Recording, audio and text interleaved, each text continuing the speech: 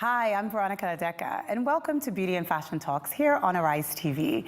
Join me as we chat about the latest in fashion news and beauty. Be sure to keep up with us as we stay on top of trends and key players in the industry within Africa and, of course, around the world. In the spirit of the holiday season, I'm bringing you the best of fashion retail shopping in Nigeria and, of course, around the globe. Whether you're looking for that wardrobe piece that never dates or shopping for a loved one from the comfort of your couch, today's show will give you the inside report on where exactly to shop, both here in Nigeria and across the world. First up, I'll be sharing with you some of the best retail shops between two of my favorite metropolitan cities, Lagos and London. And joining us later, we'll have fashion entrepreneur Ezinne Chinkata of Zinkata, here to chat about her growing brand and give our viewers a take on how she successfully expanded into the retail business from fashion consulting. Expect all that and much more right here on Fashion and Beauty Talks. Stay tuned, you don't want to miss this.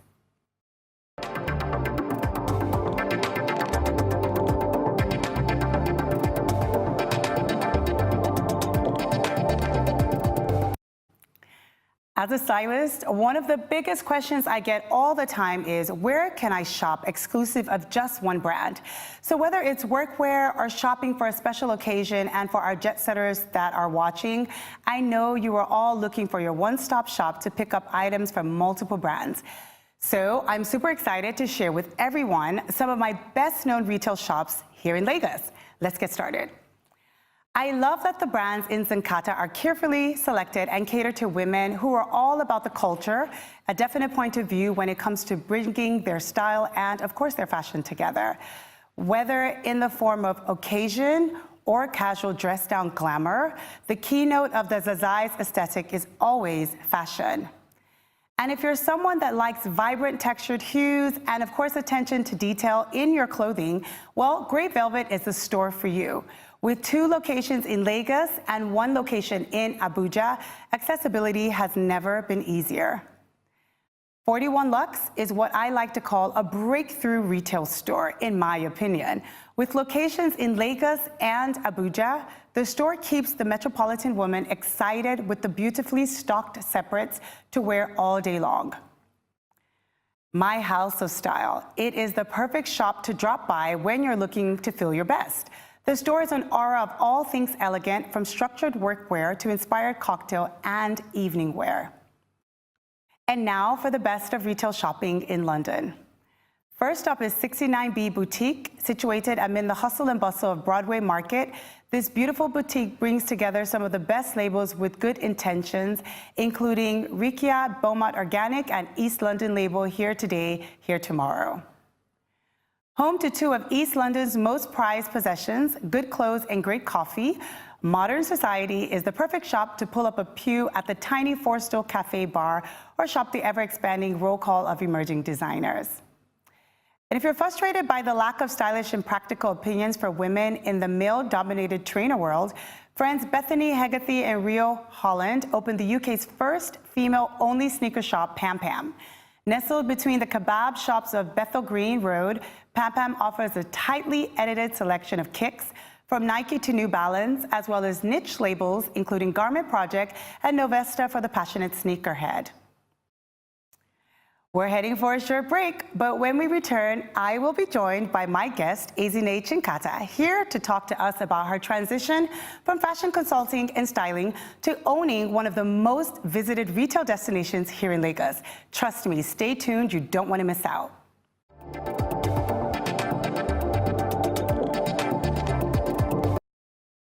Welcome back to Fashion and Beauty Talks on Arise. I am Veronica Adeka.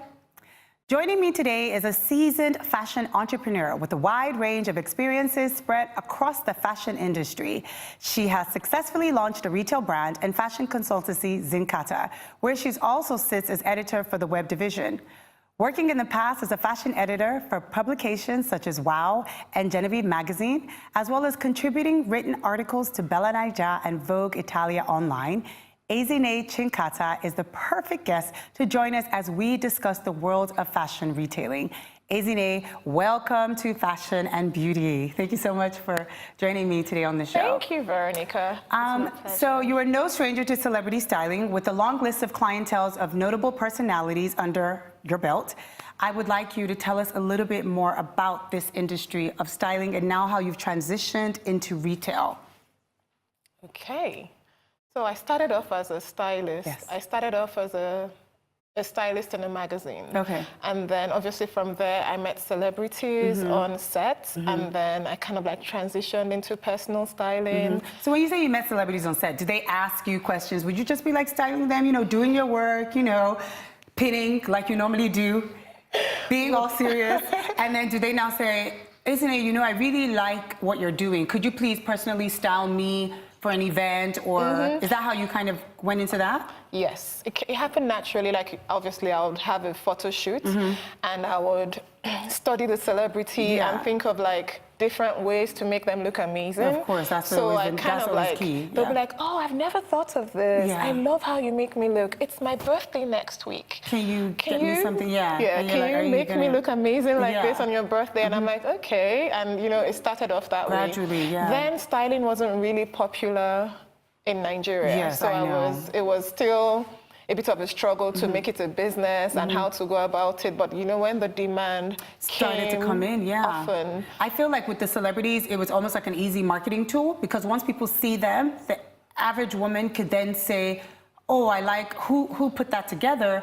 And then the love for them calling you and curating you to kind of help them with their styling. It's actually the easiest way to get your name out there if you do it well. Yes. It's the easiest way to kill your career, or it's the easiest way to make it amazing. Either, yeah. Because it's like, oh my God, who did that awful job? Or, oh my God, who did that amazing job? Exactly. So luckily, they were quite good, and it got me out there. And then I also used to write about my styling adventures. So let me ask you this, because I did mention that, and I did share with all my viewers that Ezinne, she's actually an amazing writer, and then also a stylist. And you've written for so many magazines, notable magazines and stuff. So the question is, what was the first love? Is it writing about fashion and then you did the styling, or did the styling, what took a backseat and what was actually first? It's crazy. I never thought I would enjoy writing. Oh, wow. So I stumbled upon it. Okay. I was styling for Next on Sunday. Okay, yes, I remember. So I remember one, as part of being an in-house stylist for them, they asked me to go for an event and then write about what I saw. Yeah. So I was like, oh my God, you know, what am I going to write? And then I realized I put it together and they liked it. And yeah, you read it. You know how you're like, oh, well, I think I'm kind of good. And then they read it. They're like, you're good. You're like, oh, I'm really good. So after that, then I became the fashion editor of Wow magazine. And then I had to write my column. And then I realized I liked expressing myself through writing. Yes. And the rest is history. And then you build upon that. So let me ask this. In fashion, you have been one of the most successful, and I'm not saying this because she's actually sitting next to me on the couch. She actually is very notable in the fashion industry and styling world in Nigeria, and of course, even across the globe. When you decided to take your brand to the next level, because you're actually slowly building this brand, writing, styling, personal styling, celebrity styling, why retail? There's so many avenues to go into. Why retail?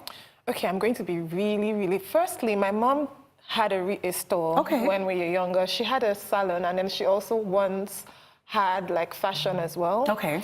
And my dad is into business as well after retiring from the bank. So I sort of like had like a business background. But that's not just why. I think at a stage I was almost burnt out with styling. Wow, I have to be very honest. It was like too much. Like I might be styling 5 celebrities at a time, running after a black dress. I know, we know definitely in Lagos. I know. It must be for everyone else across the world as stylists, but in Lagos, the traffic and the stress of trying to pull and navigate your way through can be very tasking. Obviously. It was tasking, but it wasn't even just that, because obviously you can get an assistant and make it work for you. I just felt like I needed something. Styling is long term, but I felt like what's next? And I had my friend Banke Meshida Lawal that kept saying, like, when she sees my work, she's like, Ezinne, you need a store. I need to buy these things you do. Yes, so she's like, just open a store. And then I had thought of it, but I just never thought it was something I wanted to do. So when I had those feelings come up often, and then sometimes I'll be like, do I want to run after a dress in 20 years? running after a dress. But would I like to sell a dress in 20 years that I find would be amazing on someone? The answer was yes. And then I was like, okay, take the plunge. Yeah, so you first of all, the big thing was to decide on asking yourself those true fact questions. What am I going to do in the next few years? What direction do I want to go in? Do I even like clothes enough to do that? Do I even have the skill? Because I do feel that it's more than just opening a store. I kind of feel you kind of have to have a bit of a skill. I do think that styling the celebrities, that perfect nod of approval that you get from celebrities and people coming up to you asking you, who styled this, where can I get that? That must have added to the okay that yes, I could probably do this. Yeah, and then I forgot to add, while I was in uni, I went to the University of Lagos. At a stage, I sold some pieces for my mom, and it was like the easiest way to make money for me because I had a knack for identifying what body type to fit into a particular garment, and I was always honest. Someone might be like, "Oh, Ezinne, I want that red top," and I'm like, "That's not for you." But this is for you. This is for you. So I always had like referrals because I would make you look good by suggesting what would highlight the best parts of you and you know, mask what you want to anything hide. That, you know, we don't so then I would like I would sell out for my mom. So it was like, you know, when it's easy, you don't feel like it's a job. Exactly. So I was like, okay, so this could work. So you already had that, and that was already in the past. So I feel like when you started to think of what your next avenue is going to be from the fashion consulting or just expanding your brand as a whole, expanding it, something else. It was like multiple streams of income. When I started the store, it was tough.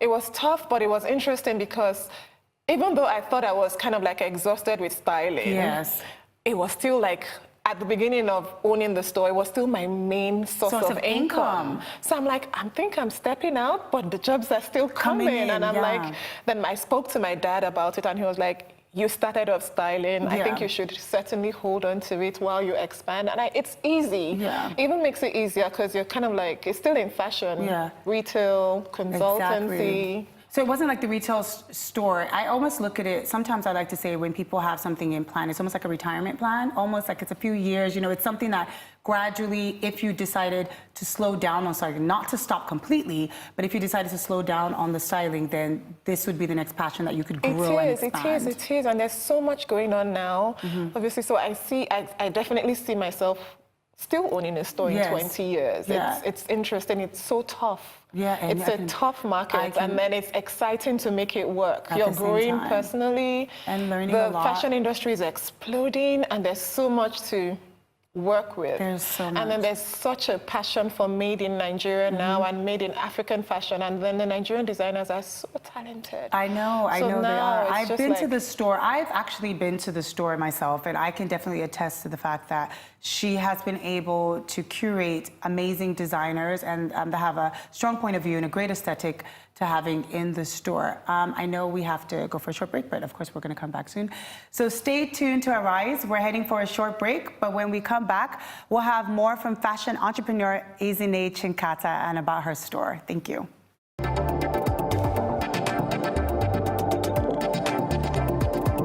Welcome back to Fashion and Beauty Talks here on Arise TV. I'm Veronica Odeka. Still with us, I've got Ezinne in the studio. If you weren't tuned in before, sorry you missed out on it a lot, but hopefully you're tuned in now.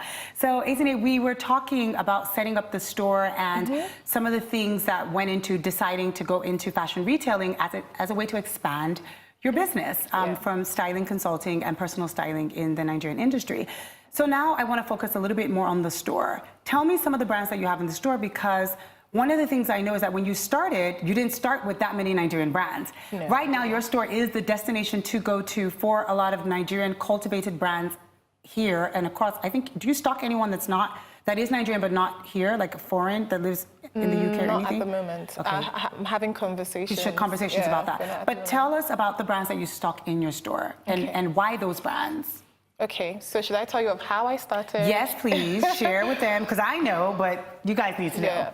So I started off firstly with stocking pieces from mostly England and America. Yeah. And they were like very nice pieces. I like unusual pieces, things that would make you look different, but still nice and classic, maybe a bit with a vintage vibe. So I had like pieces from Dahlia. It's a store on Canterbury Street in London. They have really beautiful stuff. I remember I saw those pieces in the store. I approached them. I wanted to do it properly, like the business of fashion.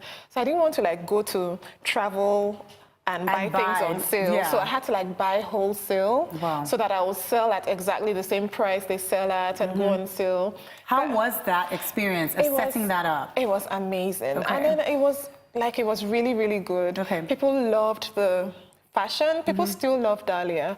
And I had like different seasons with them as well as some other brands I did. Let me just ask this really quick question. So, and I've always wanted to know this. What do you do with the pieces if you don't sell them? With the wholesale brand? Like, so with Dahlia and other brands, what do you do with the pieces? They always sell. Oh, well, good. Well, they always no, then you go on sale. You do an offer.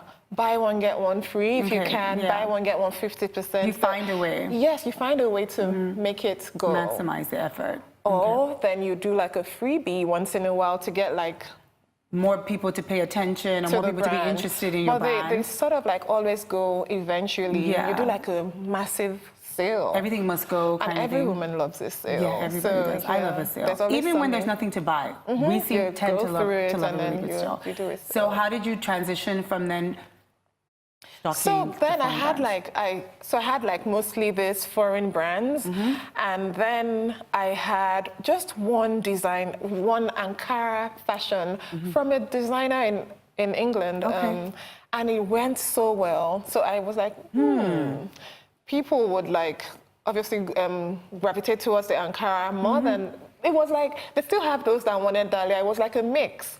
But initially, when I started off with my store, my idea was half African, half that. But I was building slowly. And then, like, I believe that I'm a fashion consultant championing African fashion and Nigerian fashion. You are. So it didn't seem right that Nigerians were not represented. So I started the conversations with brands that I thought, you know, would be great to fit in with these other brands. And it was a lucky time for me to do that because of the slump in importation. And because when that happened, I had to look inwards and say, how do we fix this? Because if I buy a piece that was £70 and I'm selling it at £70, it's automatically it was automatically like 35K or 40K, and it might just be a basic blouse. And they're like, it wouldn't be worth it to your consumer. They don't understand the back end of what your struggles are, what you're going through. They're not understanding that you actually had to source the pieces no matter how much you bought it for. You had to ship them in, obviously stock it in the store. And then there are problems, you know, but we had to now think of how to fix that. So it was obvious that those prices were not working for them to be the bulk of the pieces in my store. And also there was an increased appetite for African fashion. And I noticed that if I'm going for a party, I would rather wear a piece from a Nigerian brand or get someone to make me something. So it was something that needed to be addressed. And then I started stocking my beautiful Nigerian brands whilst also doing that, because you still... are you wearing a Nigerian brand today? Not today. I mean, so you still have those days. So I feel like there's still a market for foreign brands, but we definitely have to include us. But I notice now that your store does kind of, I mean, it is literally the one destination. So who are some of the brands you stock? I know you stock Gazelle Green. Okay, so I'm wearing a Nigerian brand today. And who are you wearing today? It's by Alter Ego. Yes, she has really cool pieces. Who else do you stock? I stock Mina, who is amazing. She has amazing pieces. I stock Nkwo. Nkwo is really good. Nkwo is very good at retail. So it's not just stocking them, it's also them being able to know how to represent the sizing, being able to turn over quickly. And then Nkwo used to stock at ASOS. So she has quite the experience. I stock Gazelle Green, very cute brand. I love very unique point of view. I stock Lady Maker. Lady Maker, I know. I stock Fire. I hope I'm not forgetting anyone. I stock... trust me, she hasn't forgotten you. She just probably can't remember. I stock Savvy by Mo, and then, you know, my store is small. It's a little boutique, so I have to kind of like be... It's like a boutique feel. So it's not about too many, the right pieces to fit people that come in for them. Well, let me ask you this. How much of your personality actually influences the brands that you decide to take into your store? And are you driven by the customer and what their requests are and what they want? Or is it more about the brand's aesthetic point of view? What influences There has to be a balance. Yes. And then it's crazy for me not to be driven by the customers. I would acknowledge what they are about, but also not veer totally. Because I do have to make money, but I also have to believe in the pieces. And I've come to notice, at first I was worried about my brand or my style being affecting your store. Yeah, so I had to be a bit neutral. But I also realized that people came to my store because they felt like they'll get special. Yes. So when I put things that I wouldn't wear, I'll get that feedback like, I can get this anywhere. I can get this anywhere. So there has to be a balance. Yes. So in whatever it is, it has to be distinct in its own style, even if it's simple and very well made. It can be the tailoring that's what stands it out. It can be the fabric, it can be the finishing. So it just has to be well thought out and good. So let me ask this other question. I know like with a lot of people that have stores, some of the problems that they have is the product from Nigerian designers. Have you had any issues as far as like the quality control? Have you, what is the criteria as far as your criteria for bringing the brands into the store? Are there some guidelines that you usually talk to with the designers, or do you have meetings with each of them, or are they already established? And they some of them are established, but I also love championing new brands. So it's great to be the first to stock a new brand that I feel is worth knowing. So they normally, like, when people want to stock in my store, they send an email with a lookbook. Okay. And then they ask questions on how to go. So the first thing is not to just assume it looks good. You have to bring them in, and then we do like a fit-in with possibly a fit model, or even sometimes I try. There's a lot that there's so much more to. So you guys, there's just so much more to just saying, I want to have a store. I'm going to open the store. If you want your store to be successful, you have to put in the work. There's a lot. But it's amazing when it works. It's hard, but it's great. You're really happy, and you feel like if you put in 50, you reap 70 later. But if you put in 10, so you just have to be on it constantly, and then you have to get the right people to work with you. That's the biggest struggle here. Right? The team, and then obviously social media now helps. How has it helped your brand? A lot. Okay. Because I get a lot of international orders. Oh, really? Yeah, okay. yeah. Are people wanting to source the Nigerian brands that they obviously probably can't get access to? And then what happened with the slump in the Naira as well was that they had more accessible cash. So they were looking more into buying Nigerian. And then, another thing with also having to stock more Nigerian brands was like when people come back and they come to my store and then they see the foreign brands, they're like, we can buy this anywhere. We came here to see. So those are things we really should embrace us. Our own, completely. Exactly. But it doesn't mean we should negate everyone else, but we definitely have to be dominant and present, because if we don't believe in our own, then how do we convince the world? And I do feel that a lot of times women, people do think that everyone knows where to get these things, and they're like, oh, I don't really want to stock Nigerian brands, but honestly, not true. There's so many women that I even work with as a stylist or a consultant that don't know where to get workwear, or I have an occasion or a christening, they don't know where to go, and your store provides that access to multi-brands in one location. And some people just find shopping stressful. They have no idea what works for them. I think that now the styling part of it works in my benefit. Because once I suggest, they believe, so they buy with conviction. And I try not to lie. I try not to think of just, because you might pick up this really expensive dress and it's awful on you. And then the amazing one is really cheap, but I would insist on that one. So, because if you look great, then you'll bring more people back. Thank you so much, Ezinne, for joining us. Well, that brings us to the end of Fashion and Beauty Talks today. Thanks again for joining us. You can tune in on every weekend here on Arise TV. Thank you.